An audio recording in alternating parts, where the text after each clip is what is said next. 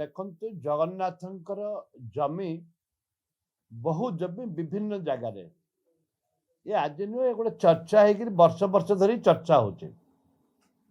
ସୋଠ ନିଷ୍ପତ୍ତି ନିଆଯାଇ ପାରୁନାହିଁ।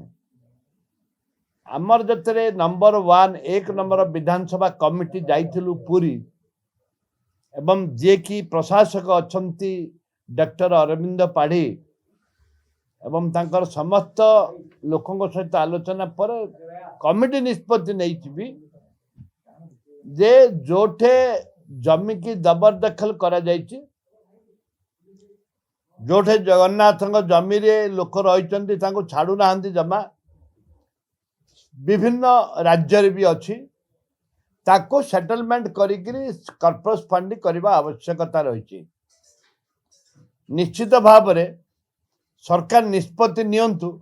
ଜଗନ୍ନାଥଙ୍କ ଜମି ଯୋଉଟେ ହଡପ ହେଇଛି କିମ୍ବା ଜବରଦଖଲ ହେଇଛି କିମ୍ବା ସ୍ୱଚ୍ଛପ୍ରବୃତ ଭାବରେ ଯେଉଁମାନେ ଜଗନ୍ନାଥ ଜମିକି ରଖିଛନ୍ତି ତାଙ୍କୁ ତାଙ୍କଠାରୁ ଆଣି ବିକ୍ରି କରନ୍ତୁ, ନହେଲେ ସେମାନଙ୍କ ସହିତ ସେଟଲମେଣ୍ଟ କରନ୍ତୁ, ଅର୍ଥ କିଛି ଆଣନ୍ତୁ, ଯୋଉଟାକି କର୍ପୋରେଟ ମନି ଆମର ଜଗନ୍ନାଥଙ୍କର କାର୍ଯ୍ୟରେ ଲାଗୁ, ପୂଜା କାର୍ଯ୍ୟରେ ଲାଗୁ।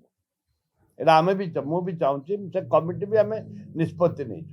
ନିହାତି ଯେ ଜଗନ୍ନାଥ ଜମି ଯଦି କିଏ ବିକ୍ରି କରିଥିବ ତାଙ୍କ ବିରୁଦ୍ଧରେ କାର୍ଯ୍ୟାନୁଷ୍ଠାନ ହେବା ଦରକାର। କାହିଁକି ହେବନି? ଜଗନ୍ନାଥଙ୍କର ଜମି କାହା ପୈତୃକ ସମ୍ପତ୍ତି କି? ଯଦି କିଏ ବିକ୍ରି କରିଦେବ ତାହେଲେ ଏଇଟା ଭଲ ନୁହଁ, ଶୁଭଙ୍କର ନୁହଁ।